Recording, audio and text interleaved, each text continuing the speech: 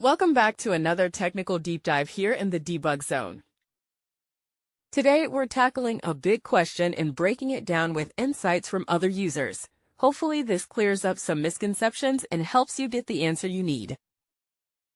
So buckle up, stay a little curious, and let's jump right in.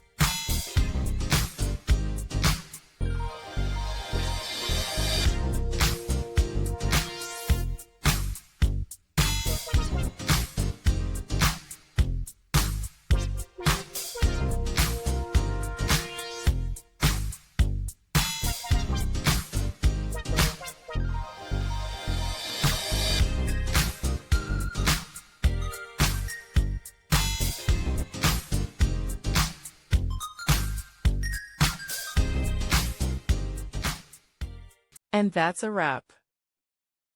I hope you found the answer you were looking for. If you did, take a second to hit that subscribe button. It really helps out.